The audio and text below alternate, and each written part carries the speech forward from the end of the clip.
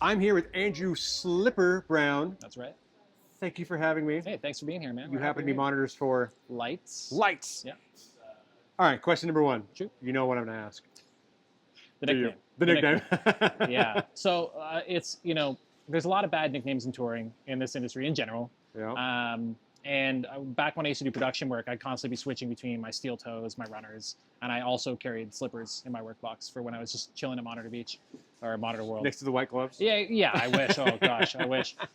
So yeah, a buddy of mine started calling me Slipper, and I was like, you know what? That's not a bad nickname. I'm gonna capitalize on that, and I ran with it. I bought the web address. It's on my in-ears. It's everywhere. So I just kind of ran doubled with it. down with it. Like I said, there's a lot of bad nicknames. You don't want to get stuck with a bad one. So it's working out so far. Sometimes people come at me. They're like, you made your own nickname. I'm like, I didn't make it. I'm carrying it forward. Thank you to my production friends back in the day that called me that, because it could be a lot worse. Yeah. It could. Yeah. It could. Okay. Where are you from? Let me guess. Canada? Yes, sir. Yep. Born and raised in Toronto, Canada. Okay. Currently residing in London, Ontario, just down the road. Okay. Thank you, housing prices. It's pretty expensive over there? Yeah, Toronto's pretty insane. It's pretty insane. Even London's insane, but yeah, it's pricey. So is there a big music scene over there? And that's where you're originally from, correct? Yeah. So like I said, I was born in Toronto. I like to call them my development years. I was raised in Forest, Ontario. It's a small farm town of 2,800 people. So I kind of have a mix of city and country vibe. But the music scene was huge when I was growing up. I mean, the whole Toronto Golden Horseshoe scene, like Toronto, Burlington, Hamilton, had a really big kind of emo, screamo metal scene when I was a teenager. So I became a big part of that. I played in a band, like a lot of us were failed musicians, right? So came out of that, and yeah, I love that music scene, man. It really fostered a lot of why I'm doing this. Failed musicianship. It is what it is. Shameless plug. If you want to buy a failed musician shirt, please buy one. I'll put the link below. I didn't even know you had those. So there you go. Free plug. There you go. Oh, that's hilarious. And I give an interview out for every shirt, and I switched it out this time. I have failed musician shirts. Oh, brilliant. This one was like, nah, I'll bring the other one. We'll have to do it next time now. Gosh dang it. So another failed musician. That's fantastic. Yeah. Okay, so tell me about your first time being able to do monitors. So I was actually telling Chris this Or were you on the that other side day. of the snake first and then move over here? Well, yeah. So this is actually the first time I've toured monitors with a full production package, probably in a decade. Okay. I'm predominantly a front of house tour manager, production manager, everything kind of guy. Chris called me in to do this, and I mean, I love lights. I love Brody and Steph in the band are really old friends. Well, Steph and I have worked together for years and years. So I was thrilled to come on, fit the calendar. But yeah, the last 5 plus 8 years I've spent at front of house. So this has been a bit of an adjustment, but also, harking back to my production days, I started on stage. So started as patch, then jumped up to monitors. So it's kind of like an arc like this, I guess, if you will. Yeah. So the first time I did monitors would have been just festivals and production work, probably about 15 plus years ago. So which side do you prefer? I guess technically I prefer front of house. But this run has been really, really great. I mean, Lights has an absolutely incredible ear. She produces all of her own content. She makes all the sounds. Like her and Brody make all the sounds for, the whole new record as far as I'm aware. They're really dialed into what they want to hear. So it's cool because a lot of the mixes, although they're monitor mixes in the sense of they're not completely full balanced record mixes, they sound fantastic. Like all the sounds are amazing. So I still get to be pretty creative, and then of course I get my guest mix, so I get to play with that during the show. But yeah, I think overall for me, I love the creativity of front of house. I love the bit of the freedom, if you will, to be able to try and create what the artist wants, but in your own way of getting there. Yeah. So it's a toss up. I like being on the road. I like let me rephrase that. I like doing sound. I don't necessarily love being on the road, but I like doing sound. So I'm happy to have the challenge at both ends of the snake. So one of the things your counterpart was saying I thought was kind of cool was that you guys spend a lot of time in pre-production getting the tracks right so you can zero them out and they're good and per ear. That's right. What got you guys to that? Was that to be able to just kind of be able to have, if there's another guest monitor person, or what was that? Whose idea was that? Was that? Well, I think that most artists probably strive for that. I mean, the sense of you want your playback to be in a situation where you can set to 0 and not worry about it. Sure. I mean, we have a lot of dynamic things happening on stage. There's a full drum kit. We're playing on this particular tour. We're in 500 to 800 cap rooms, so the stage sizes are dramatically different. So to be able to take those, 4 or 6, however many channels it is of playback, and just leave there, and maybe just ride special moments for ear candy versus having to actually tailor them and chase them. Yeah. You can focus a lot more energy on making sure the vocal's sitting right, or you have the right effects on the vocal, especially from a front of house point of view. From a monitor point of view, I think you nailed it. Like, if I'm not available for some upcoming gigs, like we have some summer stuff where I'm with my primary artist and not available for this, so they'll be able to either take a file or start a file, push those tracks to 0 and know they're going to sit right, and then they just have to build things up around them. So I think another big part of it too is just going to be the simple fact that stems don't print from a record or a studio session the same as they come out as the master, right? So when you're printing those stems, they're not going to sit necessarily the same way they would in the final recording. So being able to adjust those elements to make sure certain pieces of ear candy are being heard, I think is really important. And like I said, Lights has a super keen ear. Like, we spent 3 days of running these songs over and over again, and she would catch the most minute things and be like, no, in this chorus, this needs to be louder, this part here, and she does it for all the sounds on stage. It's wild. When I did monitors, it was interesting because some of the people I did before, I'd walk into it and they'd say that this person's kind of a horrible person to work for. They're really a jerk, or they're a dick about it. But I found out it wasn't them being a jerk. They just had a good ear and they knew what they wanted. For sure. And honestly, I almost prefer that. Absolutely. Yeah. And tell me, but part of that too is like, I can't fix it. I don't know. Tell me what it is. And arguably, and I've mentioned this before in my videos, but like, doing monitors is one of the few gigs that your technical skill comes second to your ability to communicate. I would agree. And then being able to give them what they need and also what they don't need. For sure. as well. Yeah. But arguably, it's kind of one of the most important parts because, I mean, that you've got, at least in these ones, 500 to 800 people, which is here you've probably got 3 of the most important people, at least one of them who actually writes your paycheck. Yeah, exactly. Well, that's exactly it. I mean, the pressure's on in this role. And at the end of the day, like, whether you're front of house, whether you're monitors, whether you're lighting, merch, anybody on a tour, the end product is about delivering an experience of people paying to be here, right? So that should be the end goal for everybody. And we each achieve that goal by doing our role to the best of our ability. So my role, making sure that band is comfortable on stage, making sure Lights is comfortable on stage so she can perform to the best of her ability. So that translates to the audience. Number one goal all the time. Yeah. I think this is the most service-oriented job here because literally you're trying to serve them and give them what they want over what you want or your preconceived ideas of what it is. Absolutely. So you said your primary artist. Who else do you work for? So currently, most of the touring work I'm doing right now is with an artist called the Strumbellas. Okay. They're another Canadian act. They take up, last year we did a full record cycle. We've got another record cycle coming up. Strumbellas are my primary act. I TM, PM front of house for them. Okay. Yeah. How did you get connected with these guys? So Chris Girls. and I. Guys and girl. People? These people. So don't cancel me. Chris and I have known each other for years. I mean, the Canadian touring world is, the touring world's small anyway. Canadian touring world is even more like macro, if you will. Him and I have known each other for years. We call each other and just nerd out about gear all the time, about what we're doing. We are constantly working on each other's shows. And this is a gig that, like, I've liked Lights' music for a very long time. So when it came up, like, hey, we're hitting the road, I was like, who's doing monitors? Like, I'll come, and he was like, yeah, let's do it. So that was literally it. Just friends of friends and knowing pals, and yeah. So what got you into sound in the very first place?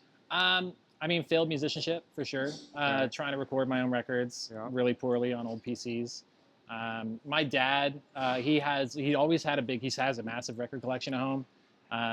And he always had like a big Marantz receiver and like a little graphic EQ in the basement and like a speaker, big bookshelf speakers. And from a very young age, I was constantly twiddling those knobs and just curious about like the different things that I was doing. It was boosting mids. It's like, oh, that sounds cool. Like cutting mids, that doesn't sound so good. Like, and then that just kind of translated. Did the band thing. What'd you play? I'm a drummer. Okay. Yeah. Or was a drummer. I genuinely don't drum. went to do the band thing, tried to record my own records, failed miserably at that, and then went to recording college. Do you find that you being an artist playing drums affects your mix from front of house? Probably. I think so. I mean, arguably my snare is too loud most of the time, but isn't that we kind of all fall into that trap, I think. I think it does. Like the rhythm section of any live mix is going to really carry the weight of, I think, the impact of what you're trying to deliver. Like if your bass drum and your bass guitar are sitting nice, then I think Pooch has said this before. Like if you got those things happening right, like as long as the vocal's there and you can hear it, which don't get me wrong, vocal's A1, you got to hear it. But like if you got the vocal happening and like the rhythm section of that band sounding good, everything else is just going to kind of fall into place and work. So I mean, I definitely have a way of crafting my drum sounds that I mix, I don't want to say around, but into. And I think it definitely plays a big part. Like having my ear next to the drums and knowing like from sitting behind the kit, like what things should sound like, at least what I think they should sound like. I definitely think it makes a big difference, yeah. So what would you be advice to maybe some front of house engineers that might be having to switch into monitors and do that? Yeah, it's a great question. I think you touched on it earlier. It's a big thing is you need to know who you're mixing for, right? Front of house, you're mixing based on the mandate of the artist. Like, do they want it to be the record? Do they want it to be explosive, hugely dynamic? Like, what do they want that performance to come across like for their artists or the audience to experience? Monitors, you said it. Like, I'm mixing for the artist. So being able to leave your kind of ego at the door, if they want something you didn't think sounds good, doesn't matter. If they're happy with it, that's number one. You know, there's some EQ choices in this show that I probably wouldn't have made myself, but everybody here is different. You know, Lights has pieces of plastic rammed in her ears and she's singing her guts out. So like her head's resonating. So like the way she needs to hear that might not be pleasant to everybody else on stage or even to myself to listen to for the full show. Not saying it is, but it could be the case. So knowing that you got to draw that line, like you're there to serve the artist on stage. So you guys are really like, for this size room, doing a lot. Yeah. Which is cool. Yeah. What is your advice to other people doing this size rooms, equipment-wise? Of like, it's interesting once there's these phases in artists or even tech's lives where they do the small, you know, clubs, and then from clubs to sheds, from sheds to arenas. And there's this growth support with that. Which I've been So through. what would you recommend as the first piece of decent equipment to get as you scale into rooms like this to beyond? Is specific equipment? I mean, doesn't have to be specific equipment, okay. But in terms of like, would you recommend focusing on RF? Would you recommend focusing on capsules? On out or your for sure. I think that good in-ears. Yeah, I mean, there's no question good in-ears go a long way. You know, I'm on 64 Audio. They're fantastic. I just got those on this tour. So like getting good molds, getting something that fits well, going and listening to in-ears in advance if you can would be hugely important, especially if you're intending to be on in-ears all the time. I think more importantly, if you're touring with in-ears, especially considering more people are, is you kind of have to make that investment early into making sure you can show up anywhere on the planet and plug in quickly with the most common equipment in the world and have your in-ear mix, which could be a hot take for some people because, I mean, I'm a monitor guy. I'm talking myself out of a gig, maybe. But, like, that's so important. Like, you're looking for consistency on stage as an artist. Yeah. So, I mean, if you want to do, if they were, Lights, for instance, has a small in-ear package where they can do their ears from an iPad. And it makes complete sense because when they're on a small show and they have to throw and go really quick, we can just bang it out, plug it in, and go. It's also a huge cost saver to the artist, right? So we're on a headline tour right now. You know, we have the facilities to bring this equipment in, but, you know, if you're doing a throw and go 15-minute changeover to Lollapalooza somewhere, you just want to say, here's my snake, patch, put your ears in and go. So maybe a small console package, transmitters if you're fortunate enough to afford them because they're really expensive, and kind of working from there. I think realistically it's just about trying to get on and off as quick as you can, knowing that you can have the same level of consistency every single day. So whatever that takes, you know. I own a console package myself personally that I rent out to other artists. So it's an Alan and Heath D Live, which we're all best friends with. You know, so it's literally flown all over the world. And same thing, we need 2 ethercon and stage patch, and we have the same show everywhere we go. So I think that's important. One of the things I think newer bands and newer engineers, mainly really newer artists, have a hard time is I call addition by subtraction. Sure. Could you explain a little bit the importance of that and your threshold going up, and like at what point do you need to reset or start backing things off? In terms of like production? In terms of in-ear mix. So right. Something like once you start like driving down the road with the windows, everything comes up and up and up and up, and sometimes you kind of just got to hit reset and like we gotta back things off. That's a really good question. And I mean, it's something we've been doing on this tour. I think previously Lights was more used to having that record mix in her ears. And on this run, she was really cutting a lot of stuff out of her mix because she knows what she needs to hear to perform. So, I mean, big things that you can work on right away is like, do you really need a complete drum kit sound, or are you getting enough bleed? Is your kick drum maybe loud enough and your snare drum loud enough that it's there as a reference for timing? Does a click need to be bleeding your ears, or does it need to be sat behind things? Playback's a huge one. Like, playback can be super dense depending on the artist. Like, so spacing those things is super important to try and make sure that there's room for what they need to hear to perform. With her, it's her vocal. So fortunately, with the way they've created the sounds, a lot of them are very wide naturally. So I don't have to do too much to get her vocal up the middle. But yeah, I mean, if you're just turning things up to beat everything, you're not going to win. You're gonna start clipping stuff, especially on like some transmitters do better than others where they start to collapse the more gain they get in. So making sure your gain structure top down is you're not clipping your transmit, not clipping your outputs, so things stay wide. But also sometimes you can't pan too wide because that gets weird with some trans. You know what I mean? Yep. So I think it's tough. It's knowing what you need to hear. I think that takes time to learn. Like a lot of artists now are coming up on ears from the day they step on stage. So they're not used to putting that in, plugging their ears and being like, what did I have in my wedge before? What do I need in my ears? I think that's really changed how people think about their monitor mixers. Yeah, and also opening in the box 100% feeling as well. Yeah. What's your advice to being able to do that? To the plugging your ears thing? To like it not feeling so closed and isolated. Yeah, I mean, well, you could get 64 audio ears because they don't sound that way. They're incredible that way. I think a big thing is really, I mean, you can get creative with reverbs to create space. Turning things down, honestly, like my snare inputs in everybody's mix are actually quite loud, but the reverb is, or quite quiet, sorry, but the reverb is loud. So when they hit the snare, like you hear the transient. You know it's there in the middle of the mix, but what you're hearing is the bloom of the reverb. Yeah. And like that's the snare sound, right? So like that snare doesn't need to be louder for them. It's just finding that balance of like, there's a transient, oh, I hear the space, right? Same with her vocal, like Lights' vocal, she doesn't like a lot of reverb in her ears. So when she does kind of get into those flowy sections, I ride it up a bit. It does create that width. Sometimes I just do it with the audience mics that we have. Depends if it's hearing too much PA. Like just trying to get that boxiness out of her head, it is tough. Audience mics is a good one, but it's a tough one too. Like if there's too much, it could be really like throw people off. It can as well. Yeah, this is the first time I've actually been doing monitors with shotguns as audience mics, and like in a small room like this is tough. She wants to hear the people singing. They're mostly the loudest people are going to be in the front row, so I'm crossing my shotguns pretty hard to try and get over their heads, and it's been working really great. And then getting rid of all the mud, like I think they're high pass to like probably 1K with like a little cut. Yeah. They're low pass a bit to get rid of all the air, and that way in those moments where she either wants to hear people talk, or she just wants that vibe of the room, or she just wants a bit more space, I ride that up instead of reverb, and it seems to be working.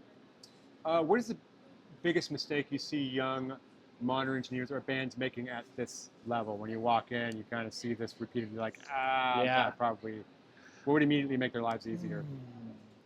Man, communication with local crew is huge. It can completely make or break your day. So I think getting in, finding the people who work here, figuring out what they do, making nice with them right away. Because I mean, if they, like in this venue here today, like it's like a 9-mile walk, like push. So like we get the hands on board real quick, they hustle for us.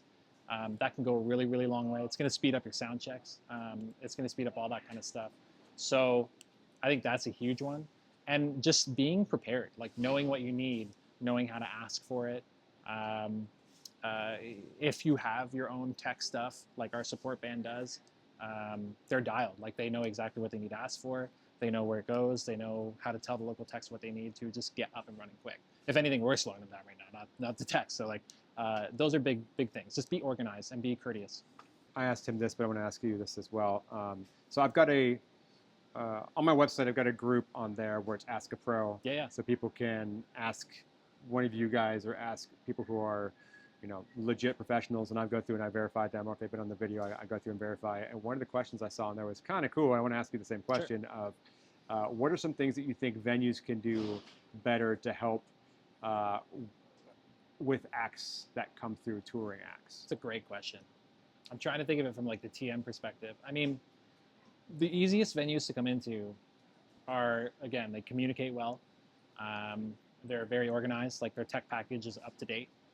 I know I saw this question on that post, I'm not gonna lie.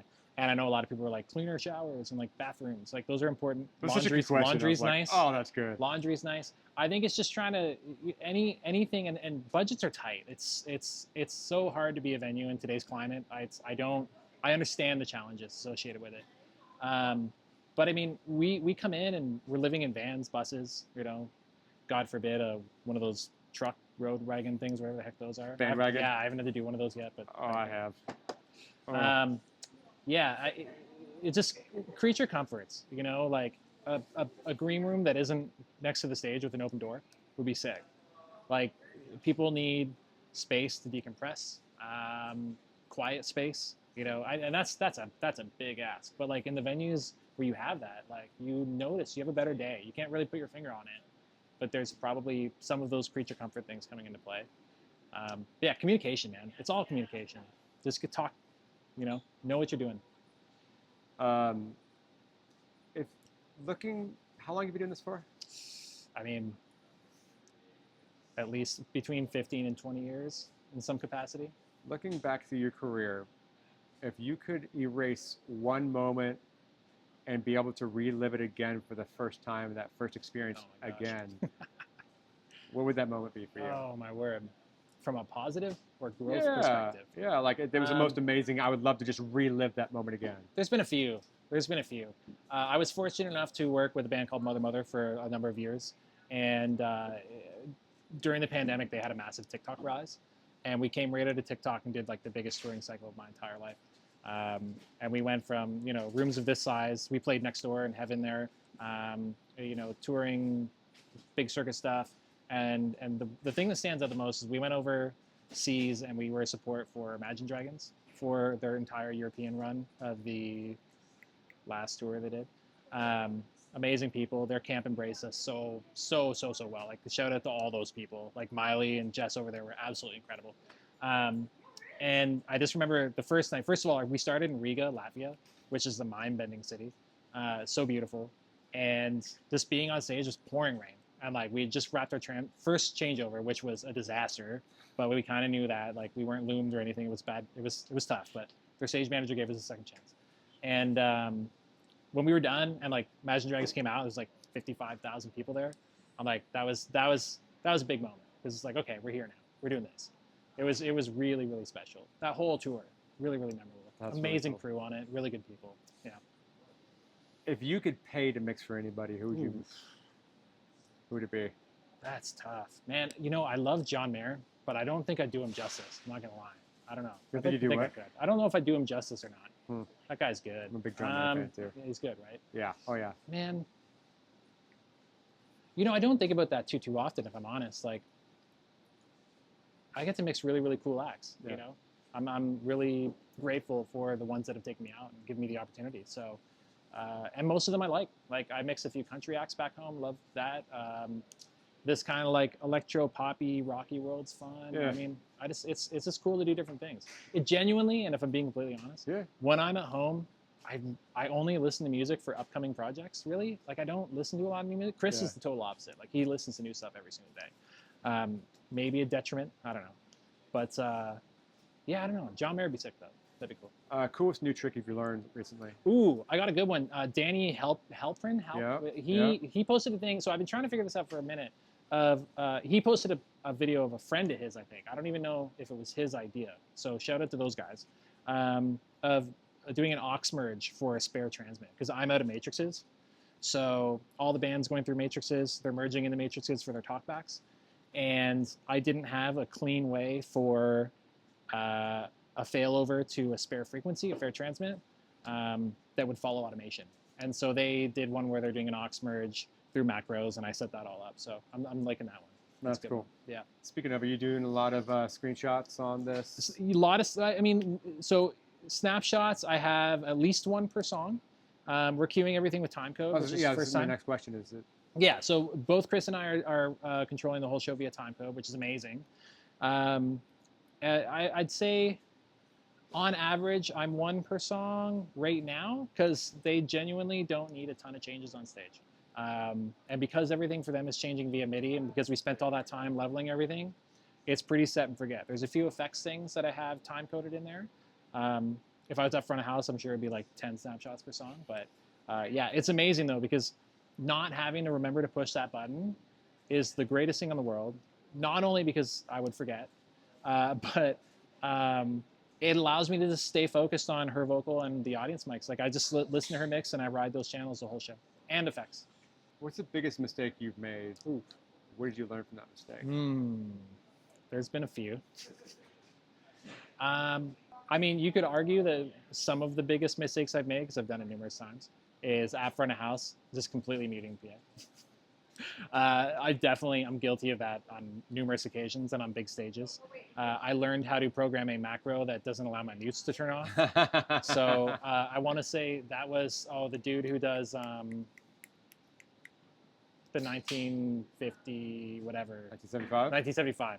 The guy who mixes them, he posted that one where he has a macro for his mute to unmute. It's brilliant. So I have that on all my mixes on this. I've definitely made some mistakes in the past that were interpersonal. You know, like there's definitely been times in the past, especially coming up as a tour manager and production manager and things like that, where I probably wasn't the best leader or best manager. And that's hard because like I never intended to get into that career. You know, I fell into it. In Canada, touring's, it's challenging. There's a lot of people who want to do it.